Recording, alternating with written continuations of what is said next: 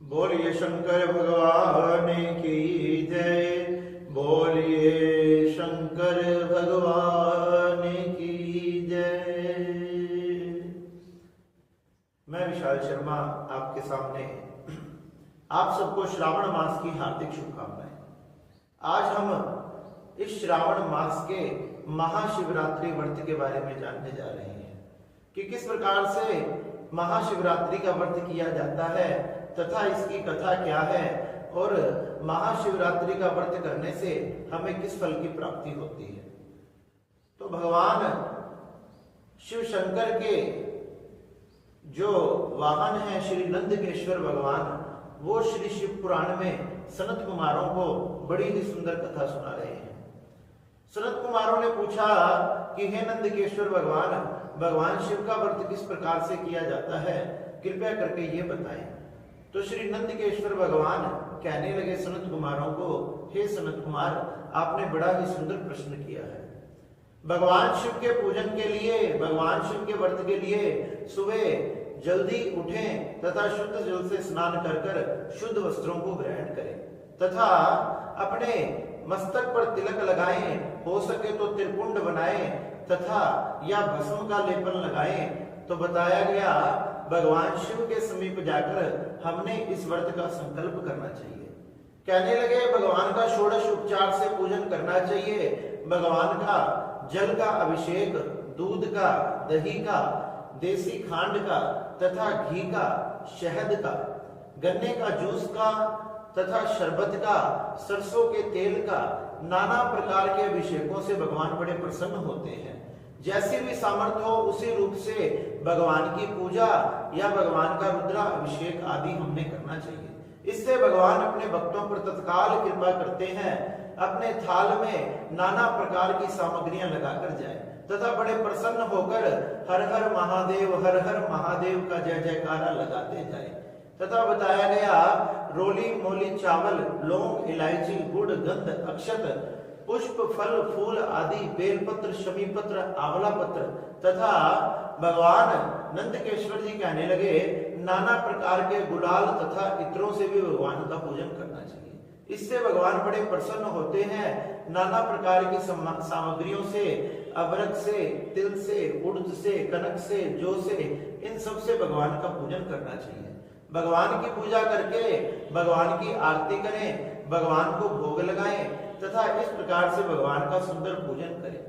भगवान के व्रत की कथा सुने तो सनत कुमार कहने लगे कि हे नंदकेश्वर भगवान, भगवान के व्रत की कथा कौन सी है?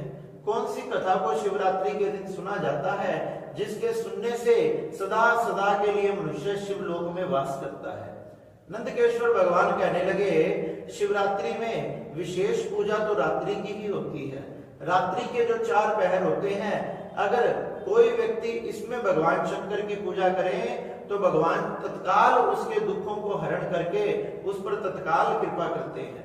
नंदकेश्वर जी कहने लगे अगर भगवान ने ऐसी कोई तत्काल कृपा किसी पर करी हो तो वही हम सुनना चाहते हैं। तो नंदकेश्वर भगवान कहने लगे कि प्राचीन समय की बात है, एक समय एक भील जो शिकार खेला करता था, शिकार से ही अपने घर का पेट पाला करता था, यही उसका कर्म था, यही उसका पैसे कमाने का धंधा था।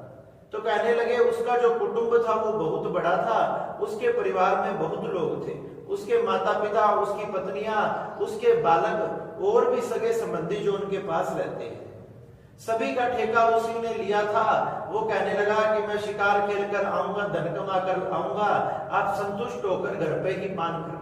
इस प्रकार से एक समय की बात है जब वो शिकार खेलने के लिए गया तो आज उसको जंगल में, उस वन में कोई भी शिकार करने के लिए नहीं मिला। उसे ना कोई पशु मिला, ना कोई पक्षी मिला। थक हार के घर आ गया। जैसे घर आया, माता पिता ने, पत्नी ने, बच्चों ने पूछा कि हे पिताजी, हे पुत्र, तुम कुछ खाने के लिए नहीं लाए? कहने लगे आज मैं थक कर हार गया, मुझे कहीं भी कुछ नहीं मिला। अरे धिक्कार है तेरे जैसे पुत्र को जिसके घर पर माता पिता भूखे बैठे हैं। धिक्कार है तुझे जिसके बच्चे तथा पत्नी भूख से तड़प रही है और तू कह रहा है मैं थक गया। जा, जल्दी दौड़कर जा और हमारे खाने की व्यवस्था कर। ऐसे दुत्कार कर घर से भेजा तो वो शिकारी भी आज फिर से वन में ढूंढने लगा, लेकिन चारों तरफ वन में आज उसे कोई नहीं मिल रहा। संयोग से वही महाशिवरात्रि का दिन था। महाशिवरात्रि के दिन वो सुबह से भूखा प्यासा शिकार की खोज में इधर उधर घूम रहा है, लेकिन उसे जब कहीं भी कुछ नहीं मिला तो उसने विचार किया कि उसकी आंखों के सामने एक सुंदर सरोवर था। उसने सोचा कि कोई ना कोई पशु या पक्षी इस सरोवर पर जल का पान करने जरूर आएगा, क्यों ना मैं इस सरोवर के पास रुक जाऊं। तो उसने सरोवर में से कुछ जल भर के सरोवर के सामने बेल पत्र का पेड़ था, उस पर जाकर बैठ गया।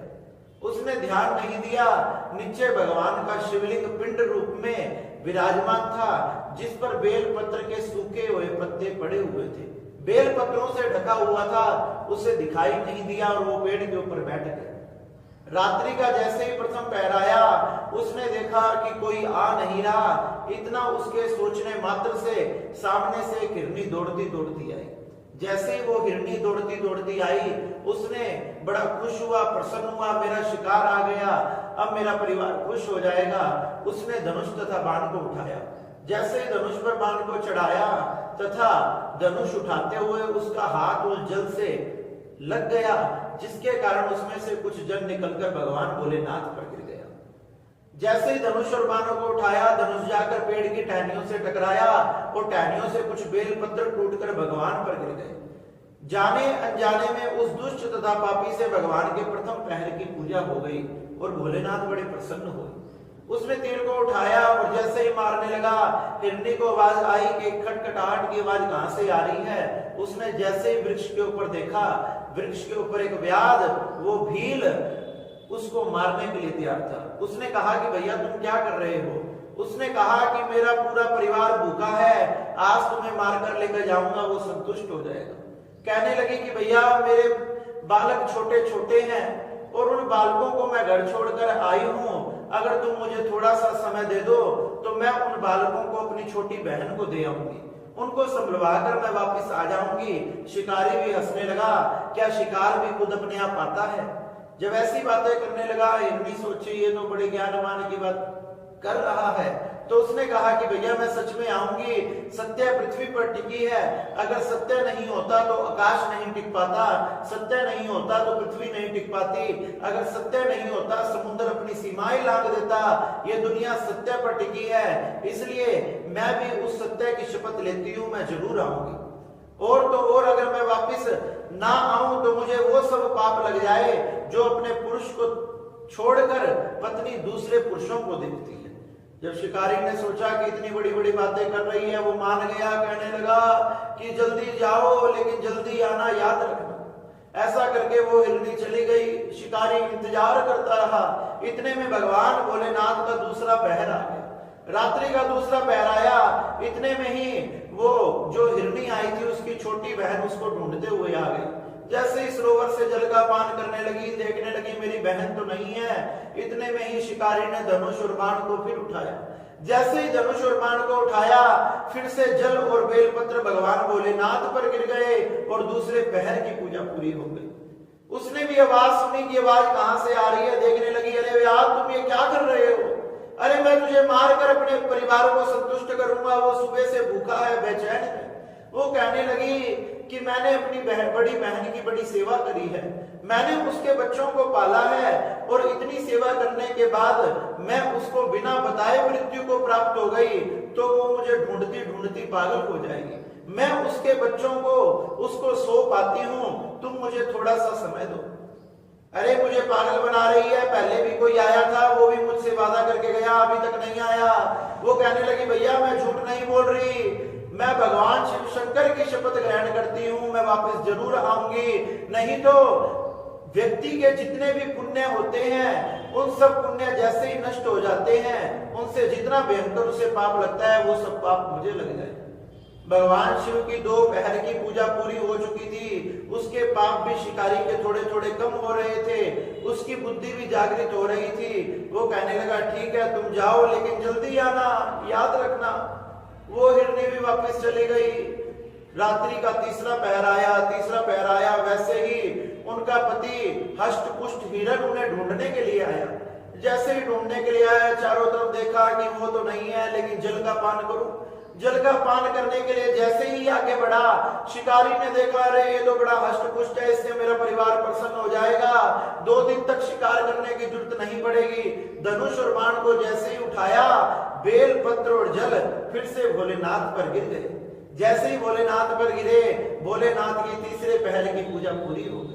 तथा उसने देखा कि आवाज कहां से आ रही है, अरे भैया तुम ये क्या कर रहे हो, अरे आज मैं तुझे मारकर घर लेकर जाऊंगा, मेरा परिवार संतुष्ट हो जाएगा। वो कहने लगा इससे बड़ा तो कोई परोपकार नहीं है कि मेरा शरीर किसी के काम आ जाए, लेकिन भैया मुझे थोड़ा सा समय दो, मेरे 2 पत्नियां हैं, कुछ बच्चे हैं, वो मेरे बिना क्या करेंगे। अरे मैं अपने बच्चों को, पत्नियों को संभलवा आता हूं तथा आसपास वालों को कह आता हूं मेरी मृत्यु होने वाली है, आप इनका ध्यान रखना। शिकारी कहने लगा कि पहले भी 2 जने गए थे, वापस नहीं आए। वो कहने लगा कि मैं भगवान शंकर की, भगवान नारायण की शपथ लेता हूं, मैं वापस आऊंगा, नहीं तो मुझे दुनिया का वो सब पाप लग जाए जो एक पुरुष को अपनी स्त्री को त्यागने से लगता है, पर स्त्री गमन से लगता है। जब इतनी बड़ी बड़ी बातें वो कहने लगा, शिकारी कहने लगा कि भैया जाओ लेकिन जल्दी आना। अब वो भी चला गया। घर जाकर जैसे ही तीनों एक दूसरे से मिले, पत्नी ने बताया मुझे शिकारी मिला, छोटी बहन ने बताया मुझे भी मिला, पति ने भी बताया मुझे भी मिला। पति कहने लगा तुम बच्चों का ध्यान रखना, मैं शपथ देकर आया हूं इसलिए मैं वापस जाता हूं। बड़ा सुंदर समय था और उस समय कभी भी झूठ नहीं बोला जाता था। तथा उस पति ने कहा मैं जा रहा हूं। बड़ी पत्नी कहने लगी कि सबसे पहले तो वादा मैंने किया है इसलिए मैं जाऊंगी। छोटी बहन कहने लगी नहीं बहन, मैं तेरी सेविका हूं और सेविका आज ही काम नहीं आई तो कब आएगी, मैं जाऊंगी। पति कहने लगा मैं जाऊंगा। तीनों में आपस में विवाद होने लगा, कोई निर्णय नहीं हो पाया। तो तीनों ने विचार किया हम तीनों ही चलते हैं, जो होगा देखा जाएगा। छोटे छोटे बच्चों को अपने आस पड़ोस वाले प्रजाति के हिरणों को सौंप दिया कि भैया इनका ध्यान रखना, हम शिकारी से वादा किया था उसके पास जा रहे हैं।